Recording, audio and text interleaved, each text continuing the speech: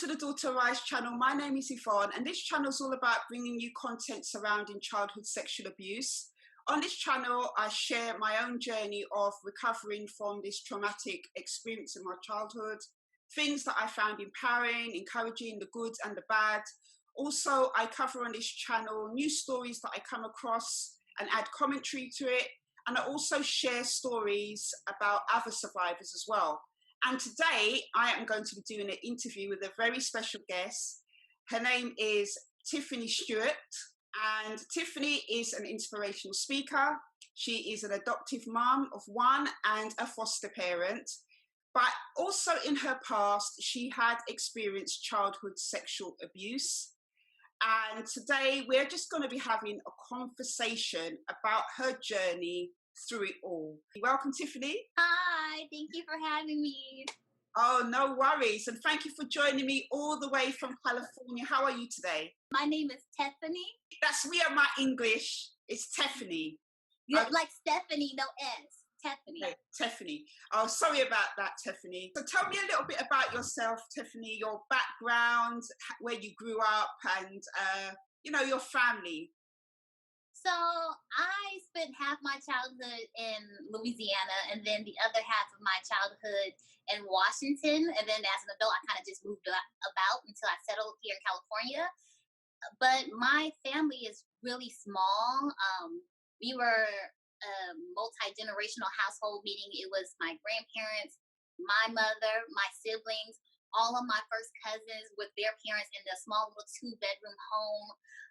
And it was, for the most part, we were, I guess, poor. My aunts and uncle kind of struggled with substance abuse. So there was a lot of unhealthy things going about in the household, along with my own personal trauma from being sexually abused growing up. Was your dad in the picture when you were growing up? No. Originally, growing up, I was actually told that he didn't want anything to do with me. But I later learned, in my 20s, that wasn't the case. She was keeping me from him. So my father was not in the picture at all growing up. I didn't know who he was.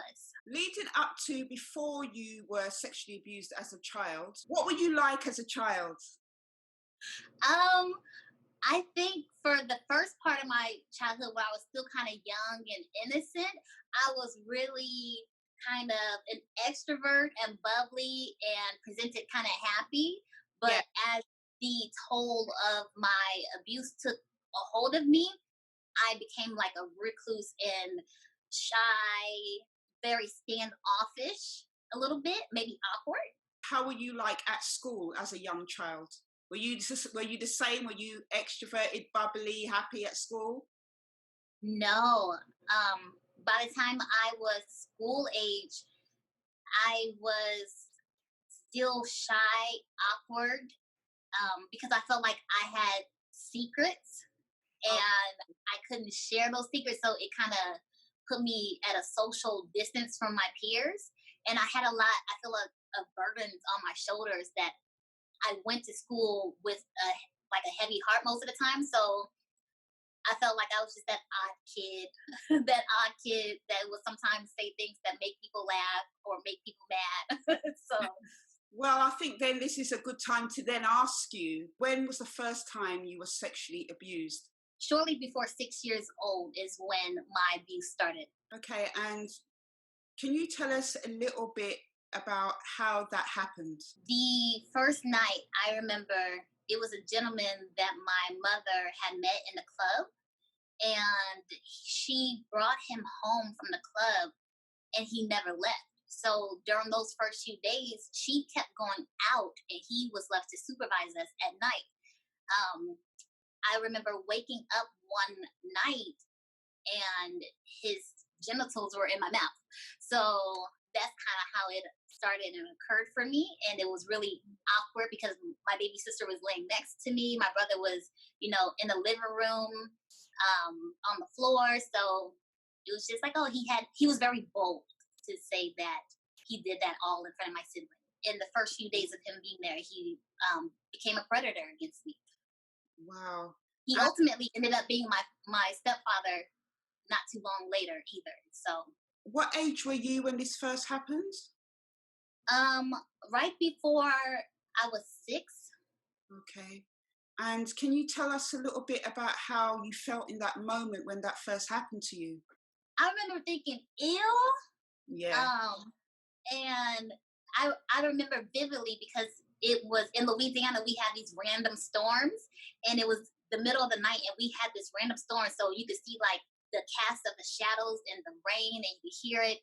And this, I remember the smell and the taste was salty and funky, and I was just thinking, this is gross.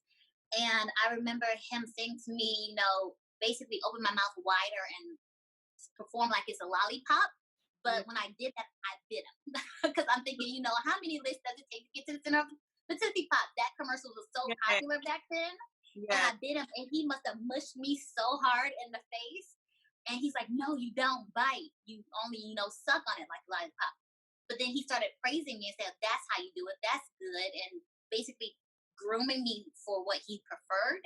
But when he tried to touch my genitals, I was like, no, a hard no, like, I don't like it, stop. And I got really loud, which Yeah. frightened him. And then he scurried away to return the next day. Were you scared, Tiffany, in that moment, even when he was asking you to do those things? No, I don't think I really truly understood fully what was happening at the time. It was just maybe so new and quick, and I was so young that I don't think I processed in that moment what was occurring besides him saying, do this, and I'm being obedient.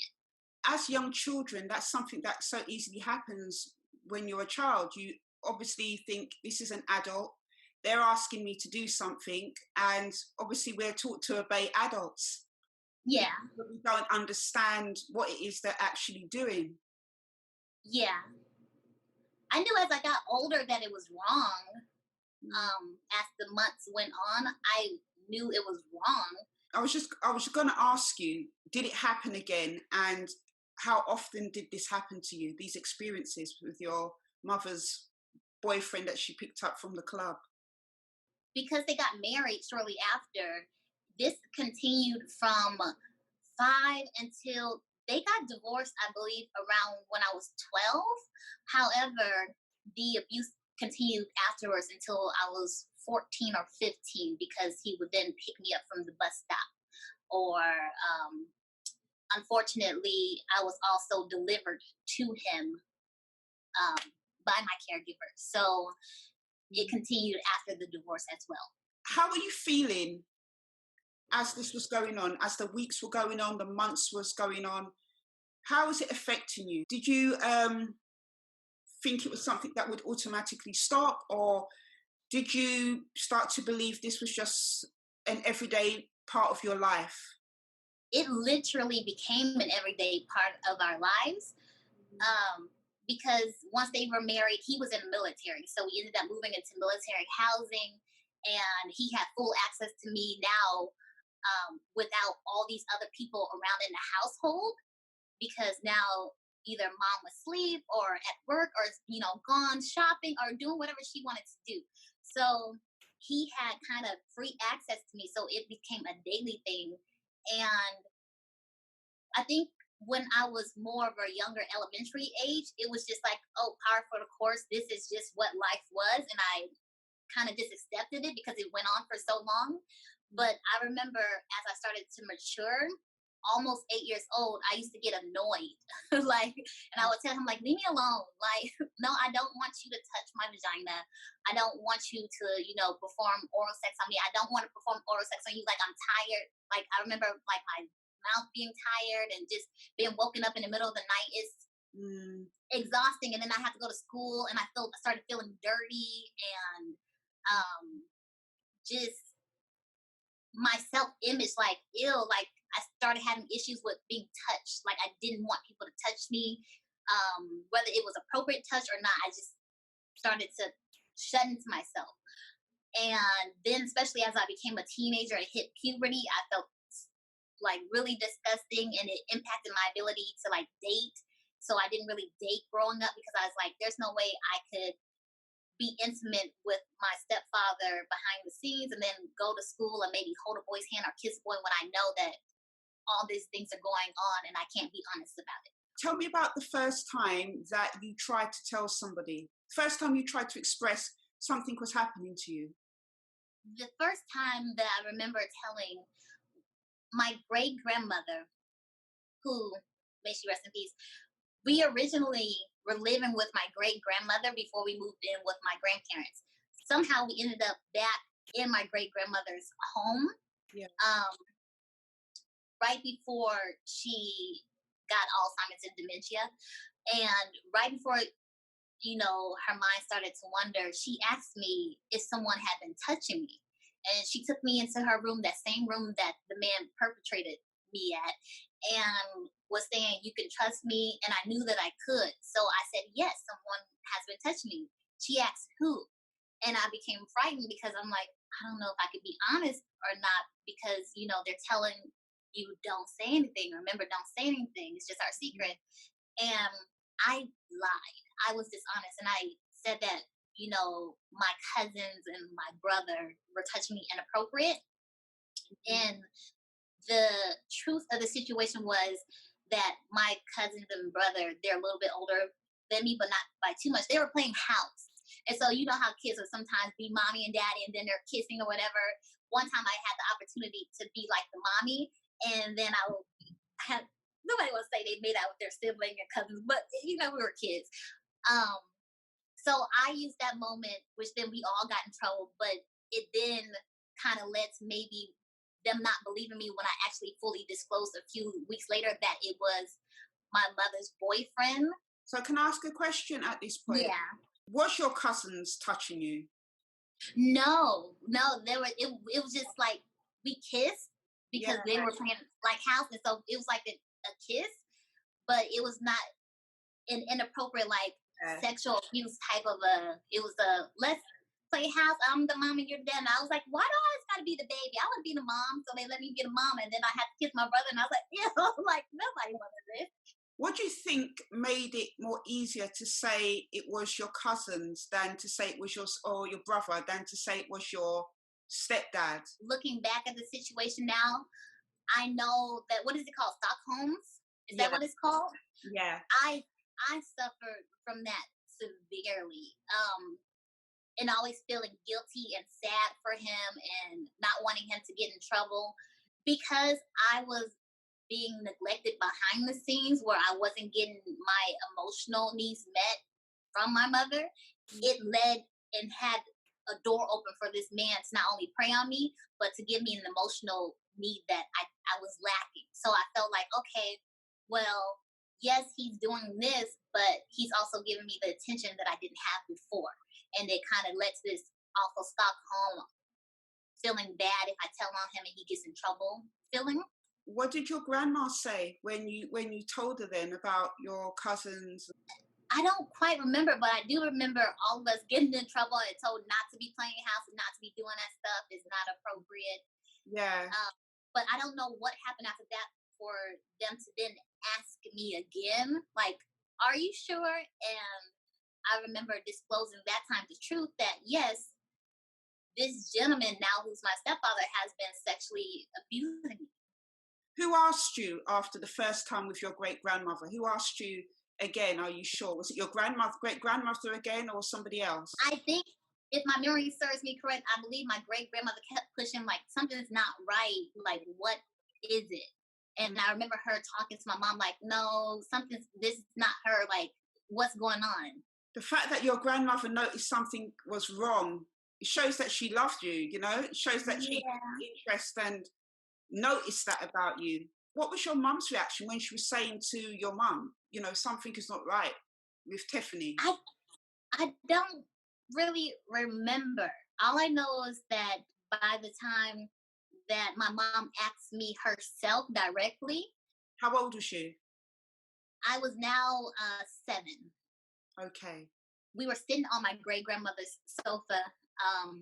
My brother and her husband were sitting on the floor playing Sega Genesis, and she asked me in front of my perpetrator. So of course now I'm put in a hard spot where you're saying, hey, is anybody touching you, tell me, let me know. And again, I'm like, I felt like on the inside, I was like, yeah. Yeah. and so again, at this point, I'm like, yeah, but I'm like, and I think the story of the sibling and the cousin thing came up again, and that's when my great grandma kind of rolled the issue a little bit more, and then I was asked again, not in front of him, and I said, yes, your husband. Yeah. That's how it all came about. No, it wasn't believed. I think because I had said first my cousin siblings, and I said it again, and then it was like, oh, she's lying. So what actually ended up happening, now we're living on a military base. We moved out of my great grandmother's home into the military base. And I remember being picked up early from school one day and brought to people's houses on the base I had never met before. I didn't know them. They took me into a bedroom, and by they, I mean my mother and my stepfather took me into a side bedroom. There was no lights on in there. They had the blinds closed. It was like dark, but there's like a slither of sunlight coming through. And they interrogated me legitimately. What was he wearing? What did he do to you? Why didn't you say stop? Why didn't you tell? Then why did you say that such and such did it? I don't believe this. She's lying. So after the interrogation was over, I could hear them talking in the hallway. Oh, she's lying. How old was you at this time? I was still 7. Oh my gosh, that's just so terrible. You must have been so scared. I did. I didn't know what to make of it, because these are 3 people I have never met in my life before. And for my mom to leave me in a room with 3, especially been male, that I don't know. We've never been to this home. They're questioning me. There's no license. Like, imagine what that's like for a little child. Yeah. And then you're standing out in the hallway, and then you guys are conversing and saying, oh, I don't believe her, she's lying. But then when we get home, she puts me on the phone with one of my uncles, who then starts asking me questions about who, what, when, where, and why. And then he tells me that he thinks I'm lying. Why didn't your mum do the appropriate thing and report it to the authorities? Why did your mum not do that? I know you probably don't know, but just to listen to your story, I'm angry to hear what you had to go through at such a young age, but yet there was only one person really looking out for you, which was your great grandmother. Everyone else just seemed to put all the blame on you. You're a 7-year-old girl. Yeah, the interesting part of the story is that maybe a week or 2 later, he admitted to it, to my mother. How did that come about? Him admitting it to your mother?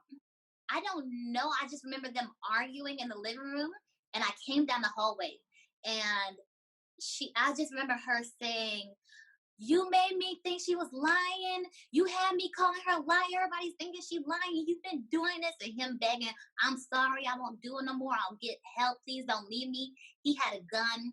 He was threatening to commit suicide if she left him.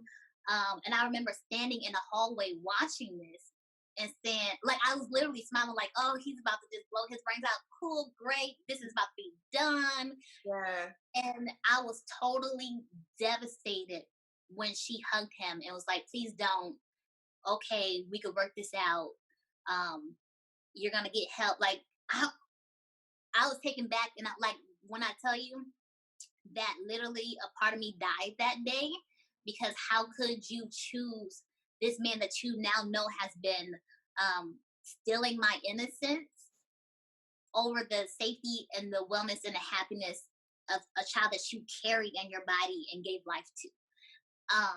So it totally changed the foundation of my character from that day going forward, where I became really cold and distant for many decades, because I had to detach in order to survive kind of the things that was going to happen from that moment on. It's funny that you should mention about, when you were thinking about how could your mother betray you in such a way. She carried you in her body for 9 months, gave birth to you, her daughter, mm-hmm. and to witness that betrayal. And I remember I went through a similar thing myself. after I had my mental breakdown at 22 years old. And when I came out, I was on medication and stuff, and I was in therapy. For the first time, I started to commit properly to going to therapy and facing my past. And one of the things the psychotherapist said to me at the time is, just because a woman is capable of carrying a baby and giving birth to a baby doesn't mean that she will be a good mother to the baby. Because for a while, I think I was a little bit like yourself, because I used to think that about my mum. My mum knew what was going on, what my dad was doing to me. She saw him come in the bathroom every night when I was having my evening wash, because the bathroom was opposite her bedroom. She saw him come in the bathroom when I was having my wash. He didn't do it to my brother or sister. You know, when he wanted to leave her, when I was about 10 years old, because my abuse was from the age of 9 to 13 years old. At 10 years old, he wanted to leave her and only wanted to take me and not my brother and sister. So there was all these warning signs there, all these red flags. And for many years, I kind of convinced myself, oh, well, if my mum knew what was going on, she would rescue me, she would do this, do that. But as I got older, I realised that I was born into a family of incest. And there was no way that anybody was going to rescue me from that, because it was generational. It had been going on for a long time. And, you know, just listening to you talk about the betrayal that you felt from her, I was just reminded of that. Obviously, she's got her own issues and problems, and I've been able to forgive her. But at the time, I remember thinking, surely you're my mother, you're supposed to protect me, you're supposed to look after me. And having that realization, like yourself, it was totally devastating. It's true. Like, from that day, the funny thing, you shared that story about being able to appropriately, mother. From that day forward, I have never referred to her as mom again. I have never called her mother. I literally, if you ask her today, I've always called her by her first name. And I'm like, because for me at such a young age to get that revelation, there's no way you love me. You're not my mom. Like, I'm no longer comfortable calling you mommy. And it's just, I don't know. It's just really unfortunate. It created a lot of resentment for so many years because of that. After you saw that in the passage, that scene of her hugging, because you know what? Even in you telling me that he actually confessed, do you know how rare that is? Because paedophiles never confess anything. I mean, they don't. They never own up to what they do. They always put the blame on the child, the victim. You know, it was the child's fault. You know, I've heard so many different stories, you know, because of the work I've been doing with survivors over the years, that the blame is always put on the child. But yet, in your circumstances, we have somebody who is a perpetrator, a paedophile, who's admitted to your mum, yes, he did this type of thing, and yet you weren't believed. Just unbelievable. And it's shifted, because now I know that you are aware what's going on, and even though he's promising he's not going to do it anymore, you forgive him and take him back, and you stay with him, and he disappears. So I don't know if the military finds out or what happens, but he ends up going out into the field for like 2 or 3 weeks or something like that, and he comes back, and it starts again.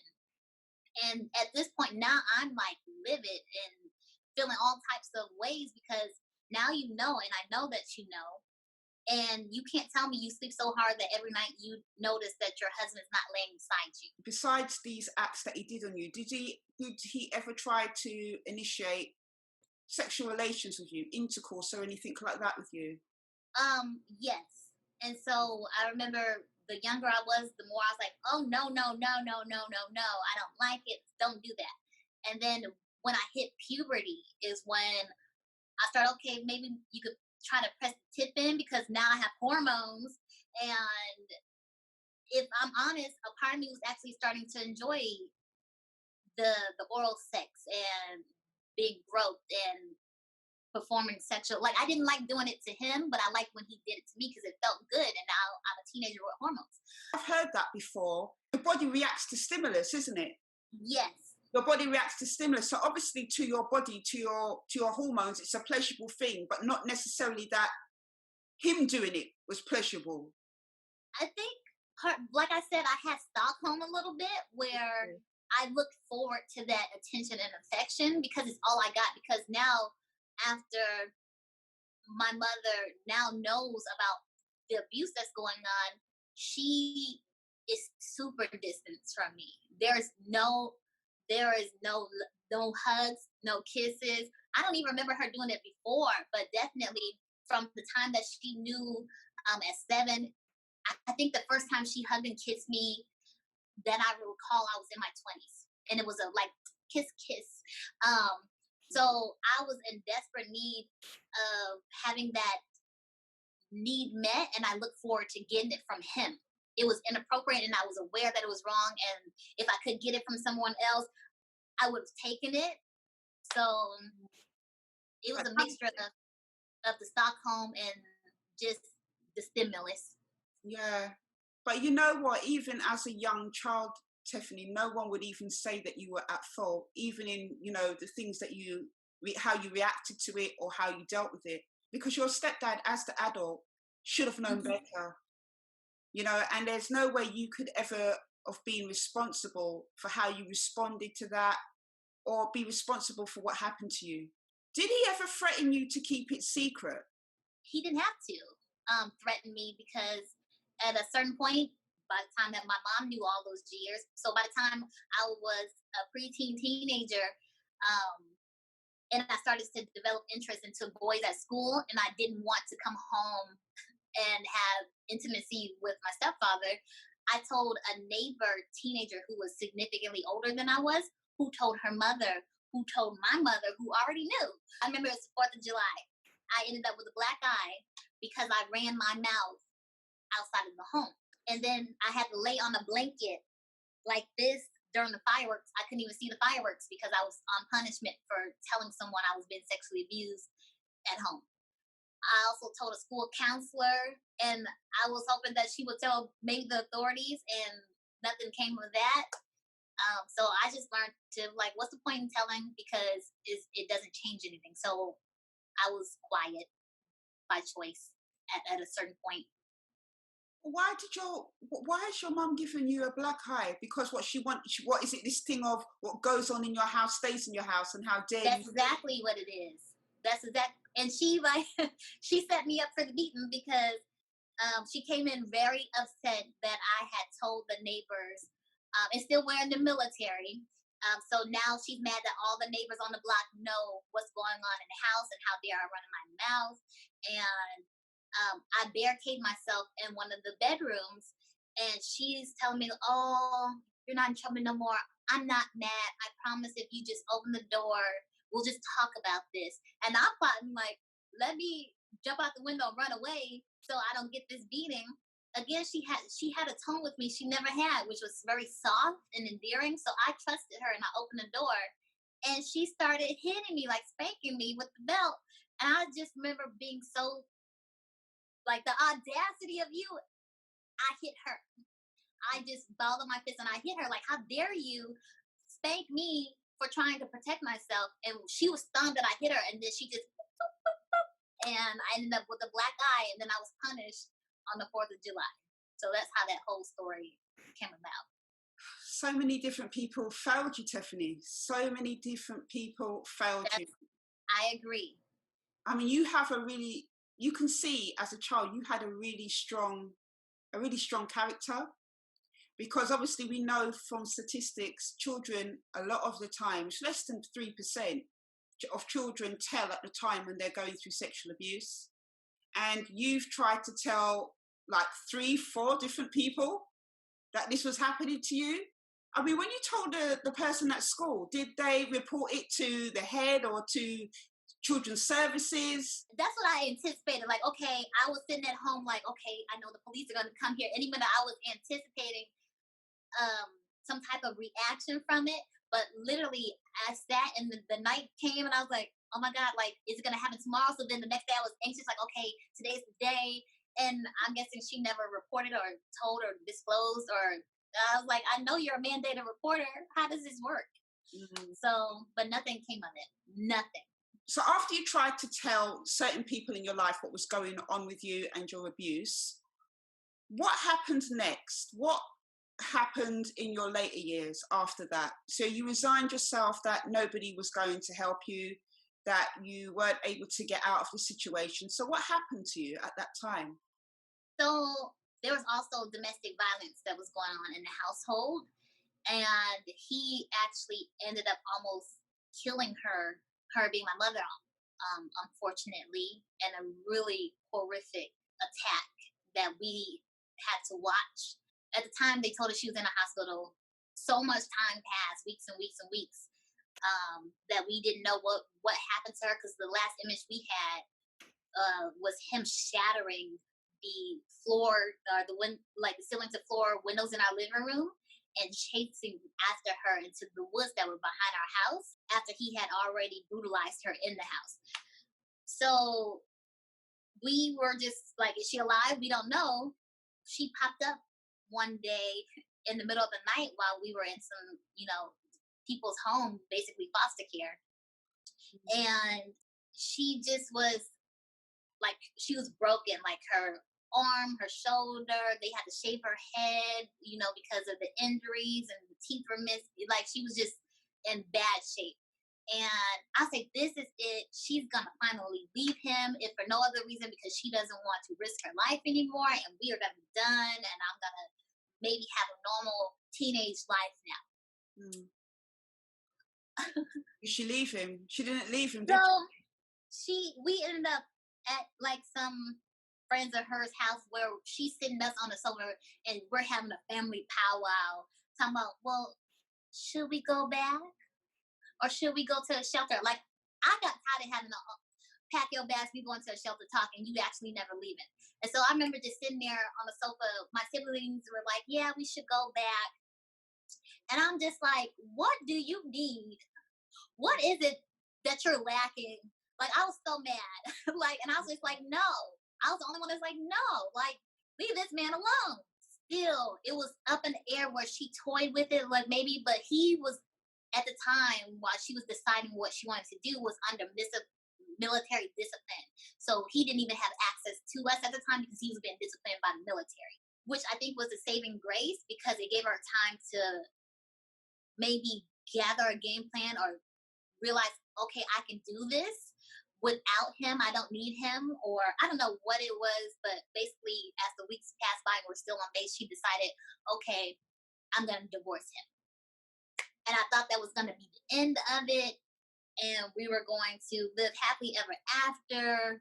We moved into, off the base into, the projects basically, and which is fine that if that's what all she could afford, I'm glad that she made the step to finally move on, at least I thought. Then one day he rolled up.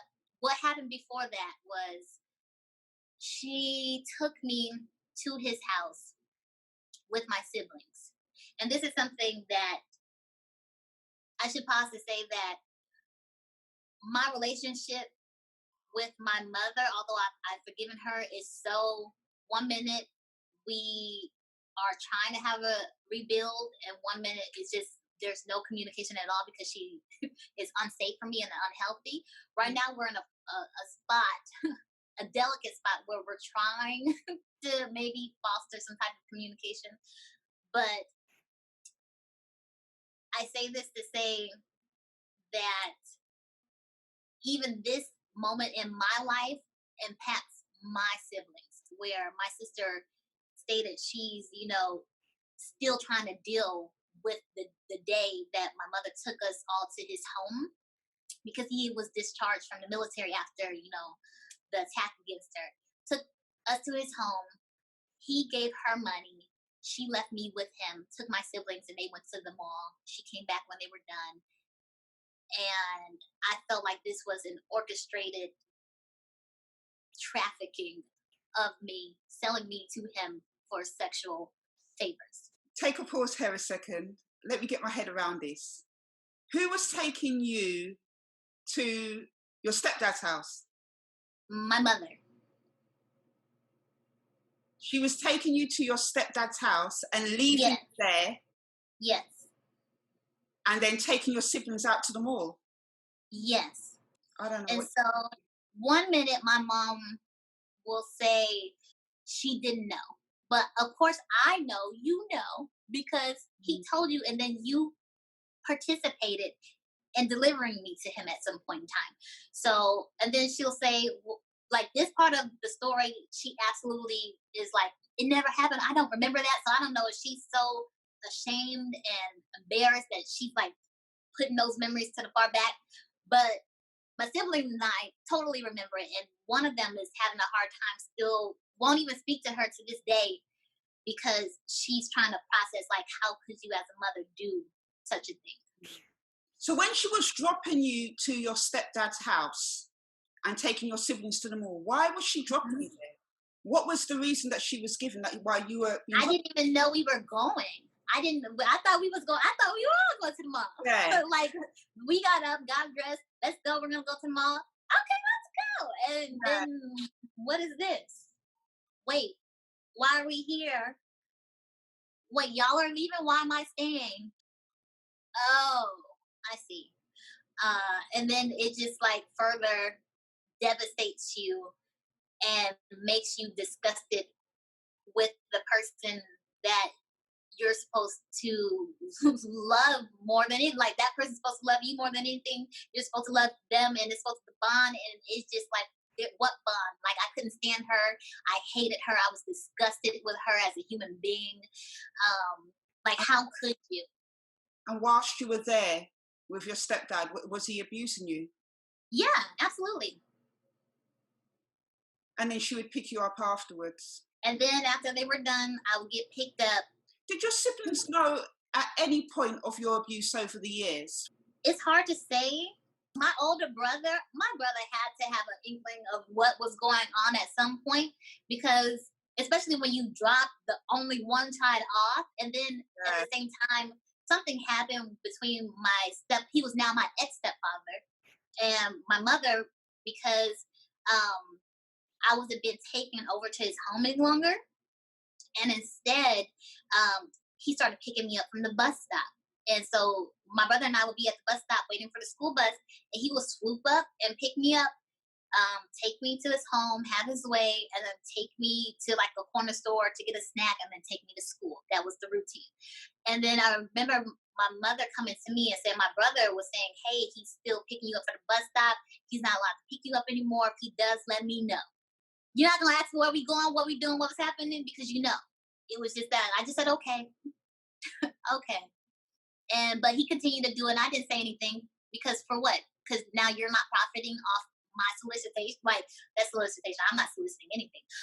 You're not profiting off of my abuse. Do you think your mom was getting money for it? I seen the transaction. Yeah, he gave her the money.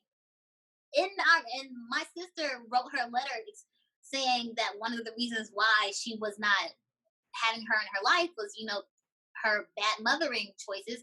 And she specifically talked about the encounter where this happened. He gave you money, you left her there. And then my mother called me, was like, I know I haven't always been a good mom, but one thing I never do, she said I did this, and I never. I'm like, wait a minute. Now, if you're not ready to face the truth, I can't help you with that. But what you're not going to do is lie to me about my story when I was there, and you did do it. And I have to be like, look, I'm praise the Lord, I'm healed, and I forgive you, but we can't erase the past. I'm not going to say it didn't happen just to make you feel better. I need to take a second here, Tiffany, because what you've told me, I just find it really, I know you've forgiven and everything else, but I'm just so sorry what happened to you, because just what you was telling me, I just felt you just had a really hard time. And I know that I'm not saying it for you to make like I feel really bad for you, but it's just a normal human reaction to hear of all what you went through, and to see, you're such a strong woman. I'm sure your journey to get to where you are today has been quite tough.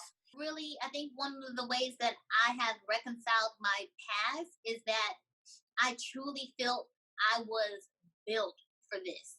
And when I say built for this, I mean, I've never had the mentality of like, why God me? Why?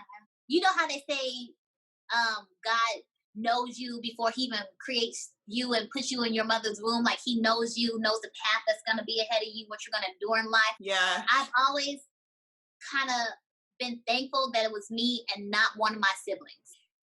Can I ask you a couple of questions in terms of your journey and after the abuse happened with your stepdad?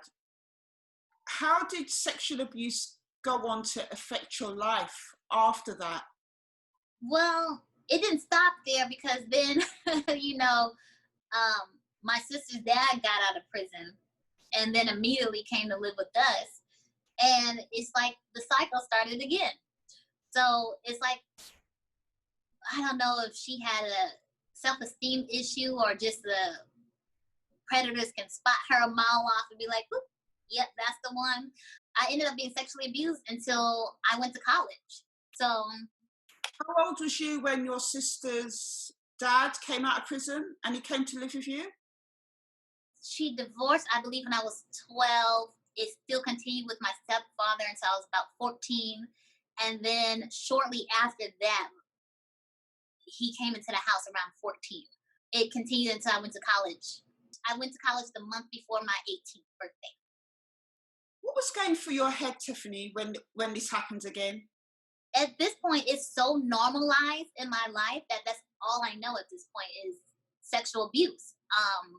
And I just remember just being, by the time I was especially like 16, I was so fed up because it was blatant.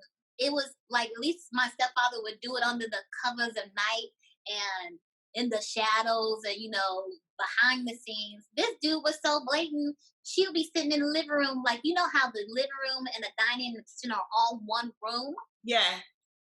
She's sitting on the sofa watching TV, and this man is literally grabbing and groping me and kissing my neck and rubbing on me from behind and stuff, like full-fledged against me, touching me inappropriately. And I'm saying, hey, get him off me, like, stop. And I literally, one time I seen her shift, kind of just like to turn to look at the TV more. And I was just like, yeah. Wow. Like, I was so full of like hatred and anger and like just disappointment. Like how, like I just like have no words. Like you just wouldn't imagine that you would watch your mother like shift to turn her back to you being offended against. She didn't say nothing to help you. She didn't. No, I literally, that one day, I remember literally being like, hey, get him off me, and watched her pick up her body and kind of shift it and kind of pretend she was watching TV. And this man kept his whole body and erection pressed against me. He was groping my breast, kissing my neck in the kitchen. And I'm like, our house was so small. You see what's going on here. I'm just lost for words. Do you think at some point she felt like it was like a thing of you against her type of thing when it came to these partners? I recall one day, and I think this is why I will always be mindful of the words that I say to my son. And the funny thing is, I'm learning to be mindful of the things I say while I'm in like intimate partner relationships too, because when people say certain things to you that hurt, dig deep, you never forget. And I remember her saying to me as, around the age of 16, that basically she regretted that I was born. She wished she never had me. That I was the reason her life basically sucked. I was the reason why she couldn't keep a man. And I was just like, what? Like, how do you blame me for your poor decision making skills? Yeah. I have no control over the men that you choose. The reason why your life sucks, if you're saying because every man you bring into the home ends up sexually abusing me, that has nothing to do with me. And I'm not going to take the blame or the weight or the burden or the sin of that. I'm a child. There's nothing that I could have said, done, wore, nothing to entice a grown man to do the things that have been happening to me. And for you to know and not protect me, like you rather me suffer, you rather have a man and me suffer than for you to be a protective mother and be alone. And that's what the issue is, your self-esteem, your confidence, your unwillingness to be by yourself. Yeah, it is your mum's poor decision making, especially when it comes to picking partners. And one of the things just from your story is this is something that is kind of repeated in many households, is the dysfunction, the multiple partners, you know, and the dysfunction of the household, because those kind of chaotic situations, I mean, here we have, obviously, your mum picked up your stepfather in a club one night, brought him home. And then obviously then another situation where your sister's dad's come home from prison and just straight moved in with you. These are dysfunctional situations, which has been brought about by your mum. So with your stepdad, and well, they're both like your stepdads, weren't they? Yeah, she never married my sister's dad. She never married him, but he's basically, you know, in the house extensively. But it was, like you said, a cycle. It was more domestic violence. He actually, and this is another thing where, Lord, like when I share my story, people are like, "How are you even talking to your mom?"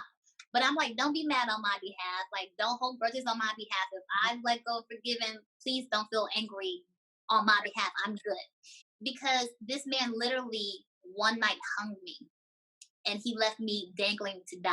And the only reason I'm sitting here right now is because the object he used to wrap around my neck broke. And I remember waking up from being unconscious on the floor, and my senses were so heightened, and I remember trying to tiptoe around and peeking around the corner to see, like, where's he at, because I'm trying to get out of the house. And my sister was sitting on the sofa, and she was just like, trying to tell me he's in like the kitchen area. And I remember him saying to me, one, he was frying something, either pork chops or chicken. He was frying. So how do you hang me, leave me there to die, and then go in the kitchen and cook?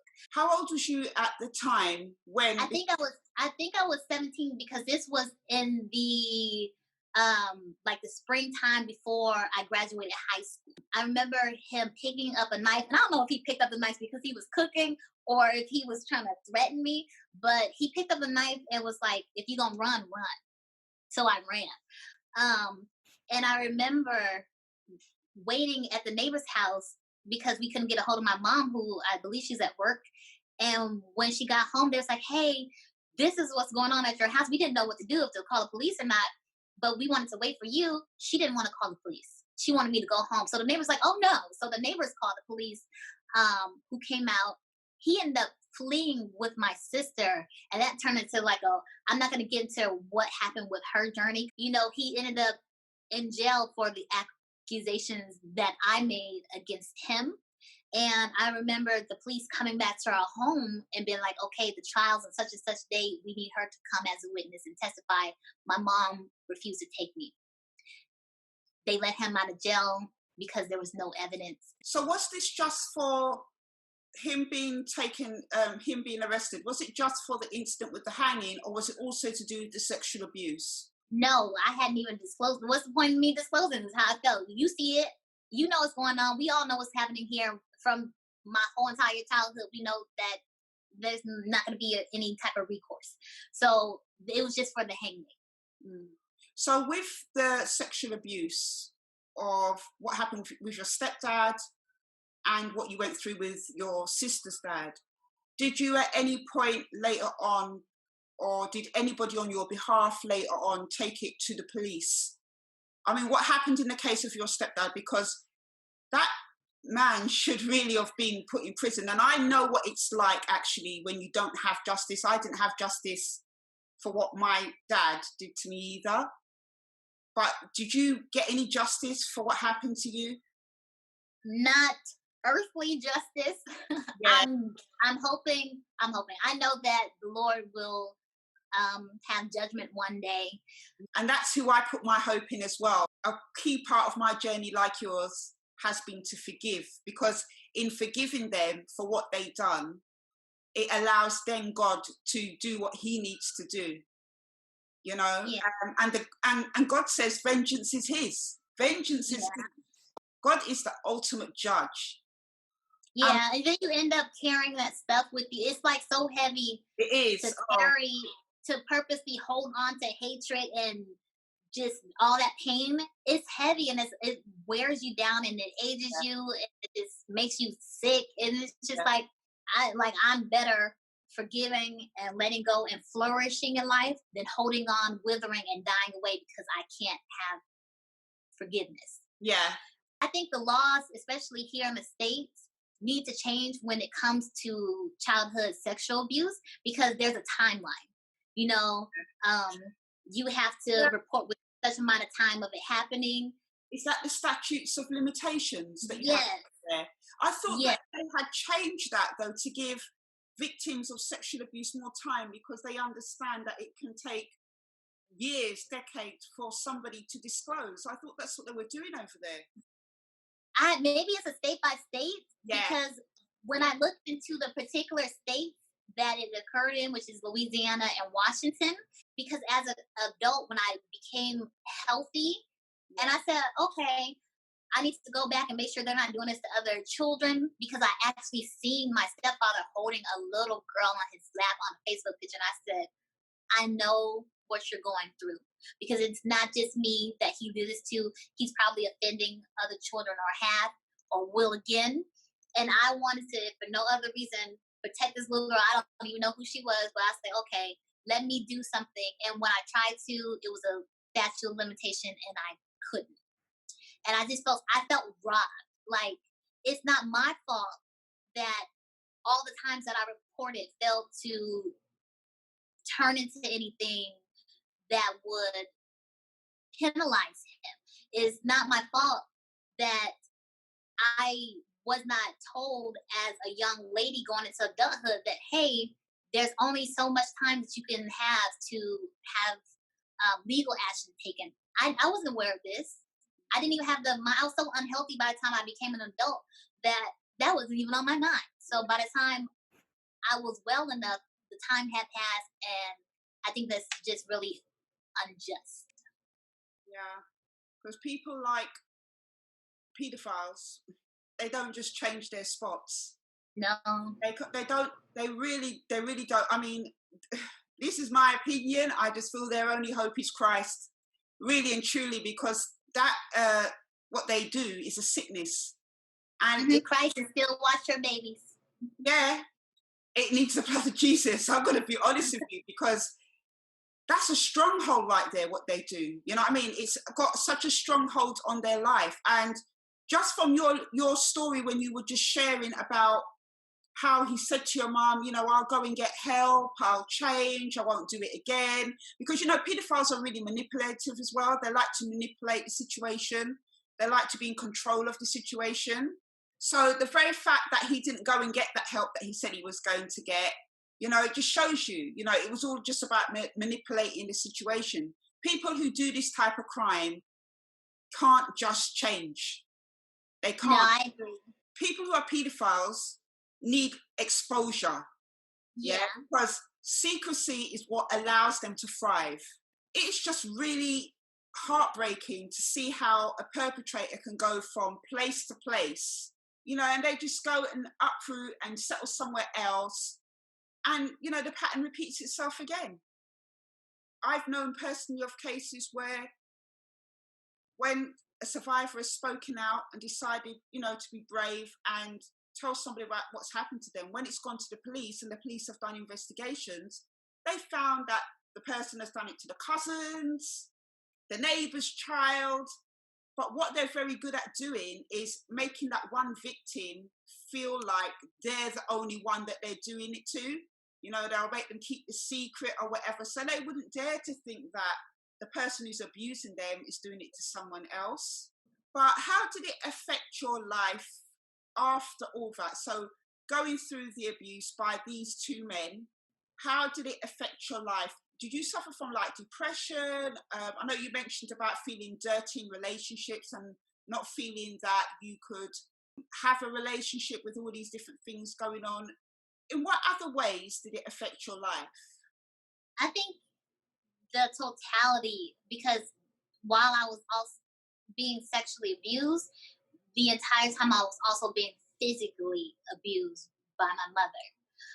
So the combination of being sexually abused and then physically abused, emotionally abused, you know, told that, you know, I'm fat, nappy-headed, I'm bald-headed, just all kind of things. By the time that I was able to go to college, I only went to college to escape.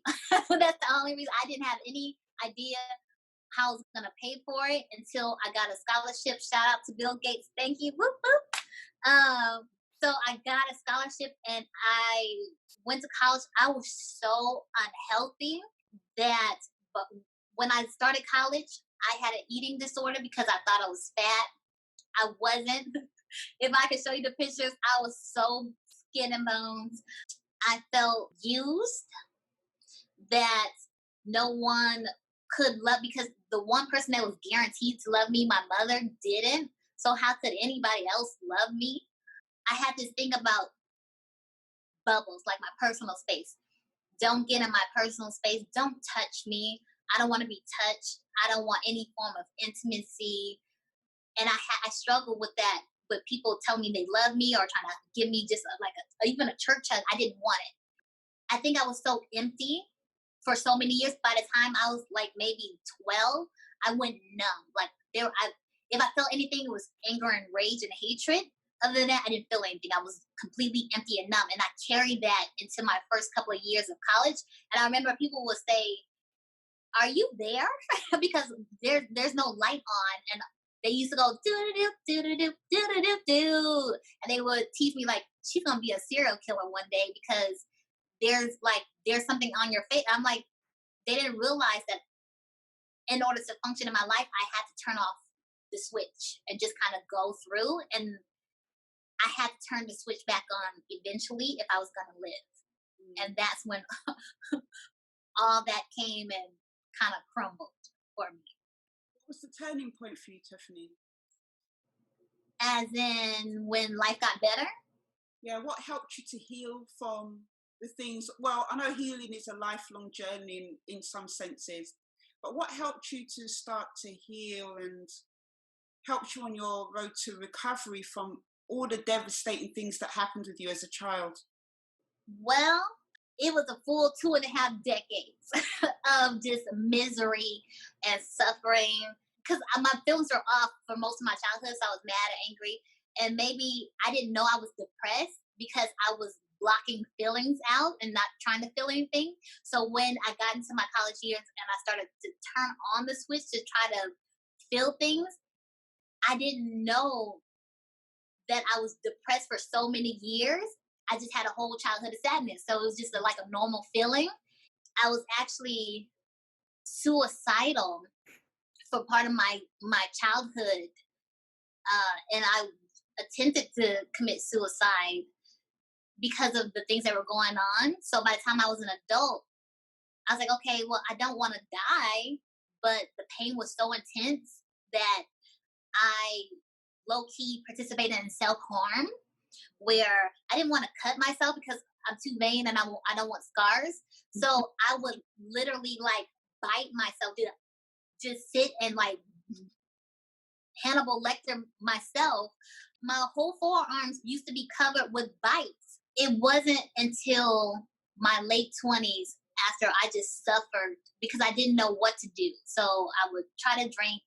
I started, while I don't want intimate touch and affection, I would utilize sex as a coping skill. Where if I'm mad or I'm angry or I'm sad, maybe call up my cunny buddy. Hey, what are you doing? Come through.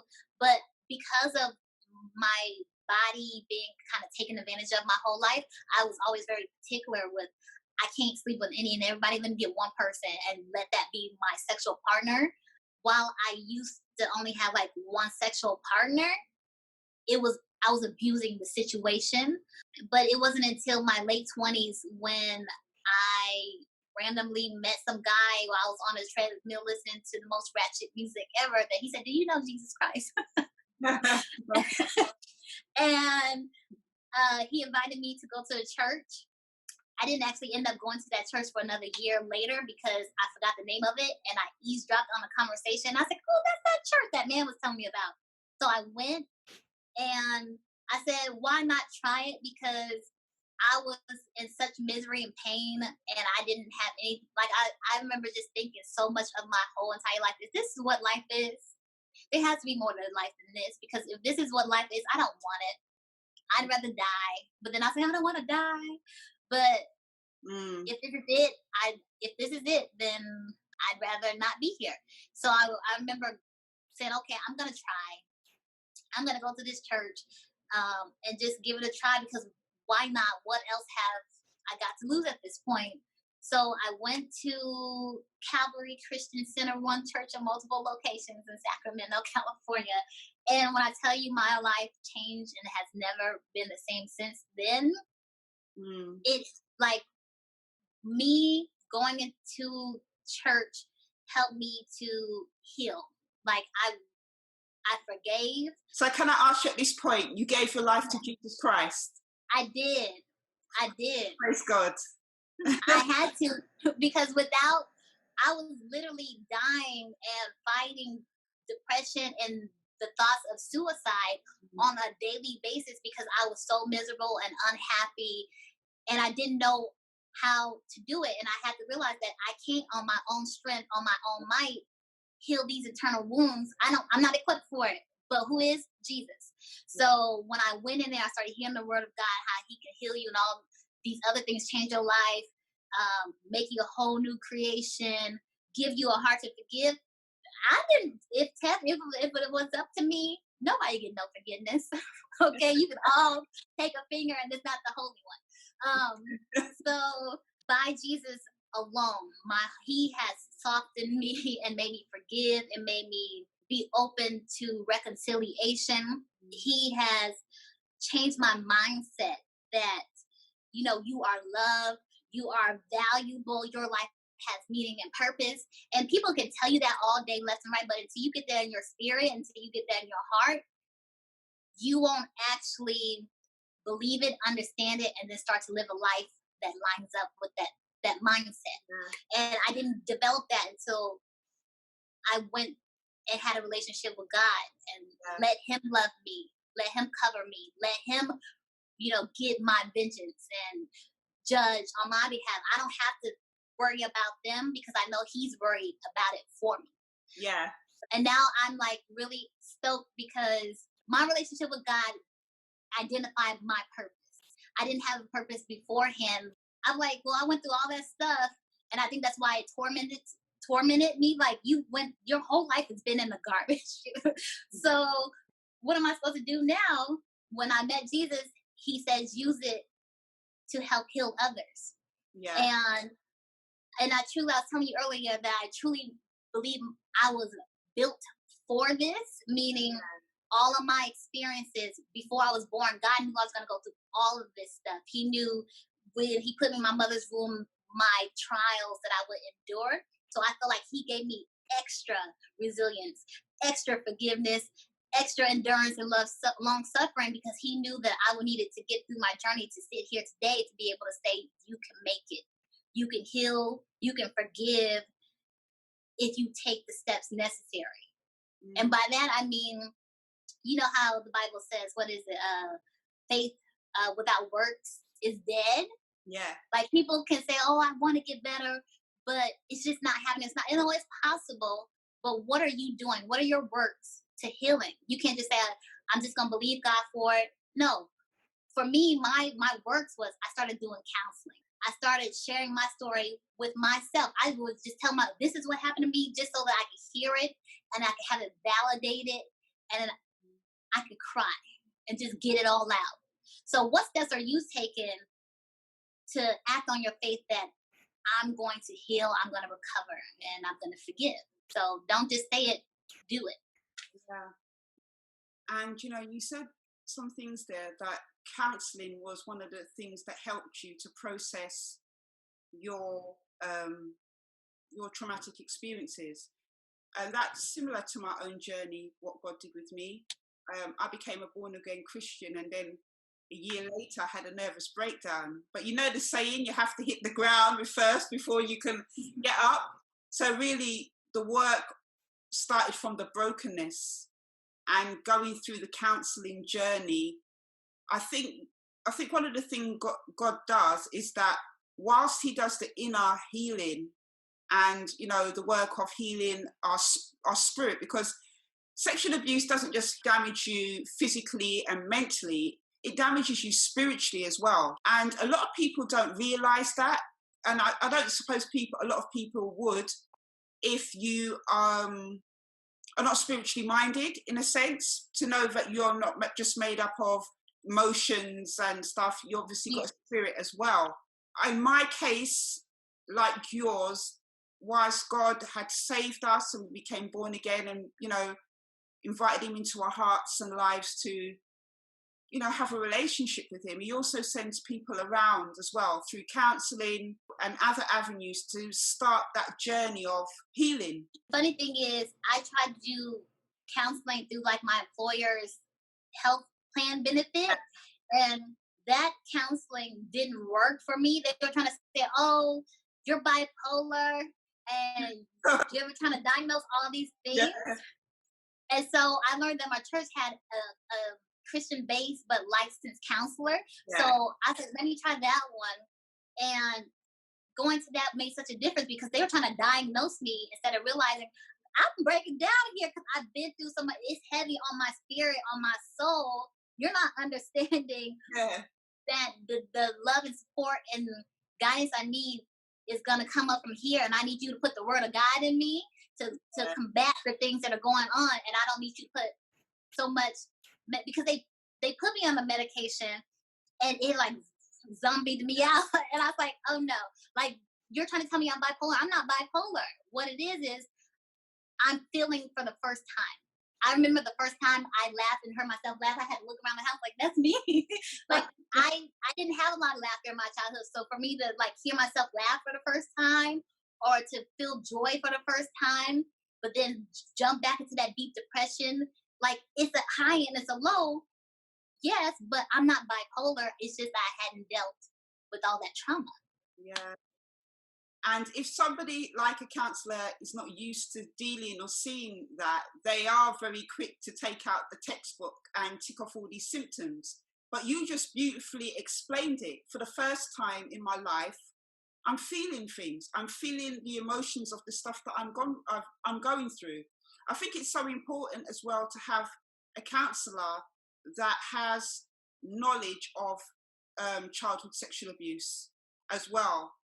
That's something I've talked about on other videos, the importance of that. But it's just wonderful to hear your journey and seeing how far you've come and all the things that you've experienced, all the lows, and now being able to have a relationship with Christ, how that has changed your life and everything. So what does the future hold for Tephaney now? Lord willing, because I gotta stop. I gotta learn to stop making my plans and make sure I'm following the course God is setting up for me. Lord willing, I will continue to be able to use platforms such as this to share my journey, share my healing, and to kind of minister to women who are men who endured a similar background as mine, and to be a support and encouragement for others. I'm also developing all kind of business ideas to break the generational cycles of poverty. So I'm really excited about stepping into my calling and being an inspirational speaker and a businesswoman. And, I have no doubt you're going to be successful in whatever you do. I mean, it's been a real honor to have you on this channel, to just listen to you talk about your journey. And, with God, all things are possible. It is. There's a saying from the book of Job that talks, when Job was talking about when he went through all the horrible things that he went through. And he said that my latter years will be better than my former. And that is your story. That is my story, and you are going to go on to bless so many people, because they will look at you and they will see, if Tephaney can get through it, then I can get through it. I receive it, but all glory to God, not to me. Yeah, of course, all glory to God. But look at the testimony that your life has been so far. So just a final word from you. What encouragement would you like to give to anybody who is living with the secret of their sexual abuse, has never told anybody, and like yourself, is suffering, well, like yourself, is suffering in pain. You're not suffering in pain now, but they're at a stage where you once was. What encouragement would you give to them? I would say if you are living with this secret and you've never told a soul, I would say come forward. You don't have to tell the world, you don't have to broadcast it in public, but you need to tell at least one person to. It's not a secret that you need to hold inside, because secrecy is also what keeps us trapped and hidden and unable to move on. You need to be validated, you need to be heard, you need to be protected, you need to be loved on and told that if you believe that it's your fault, it's not your fault. You never did anything wrong to deserve it. Never be ashamed. Like, there is no shame here. This is not on you. And there are so many of us who understand. So there are communities out here that are full of men and women who have gone through exactly what we have gone through and who are uplifting and encouraging each other. So don't feel that you're the only one or no one's going to understand. We are out here. We are willing to listen. You can shoot me an email if you want to, and we can just talk about it, and I can support you as best as I can. But just know that you are loved, you are worthy, you are valuable. There's nothing you have done to deserve this. If you are still hurting and in pain, know that God can ease your heart and make you whole if you just take the steps forward to believe it, trust it, and work on healing and forgiveness. Healing and forgiveness. You're going to have to heal and forgive. You can't hold on to that hate. Well, thank you so much for sharing that. Powerful words of encouragement. If you would like to reach out to Tephaney, I'm going to leave her details in the description box below, and you can contact her. Yep, down below in the description box. I'm also going to put a link to her YouTube channel. She's a fellow YouTuber as well, so I will put her details down in the description box below. And you probably will be seeing her again because of an event that I am putting together to discuss sexual abuse, childhood sexual abuse in the Black community. And I will be posting details about that in due course. Tephaney has agreed to be a panelist on this discussion. So we are going to be having a varied panel of guests. And yeah, it's going to be a really good event. But I just want to take this time, Tephaney, to thank you so much for agreeing to come on the Daughter Arise channel, for sharing your story so bravely and boldly with us. And I have no doubt that you are going to encourage the people who come on this channel. So thank you again. Thank you for having me. Thank you for the work that you're doing and sharing and bringing light to especially our community. And happy anniversary! Thank you. Happy anniversary. Thank you. 15 years. I can't believe it. It's thanks to God, really. So yeah, thank you for that. You're welcome. Most definitely. So I shall see you again soon. Don't forget to hit the thumbs up if you like the video, and subscribe to this channel, because in 2020 sexual abuse is still not really a talked about subject, believe it or not. There are very few platforms out here that are solely dedicated to discussion about childhood sexual abuse. So please subscribe, please hit the notifications so you know when I upload, hit the thumbs up, and share these videos, because in sharing the videos it helps to raise awareness of this topic. So I'll see you guys on the next video. Take care.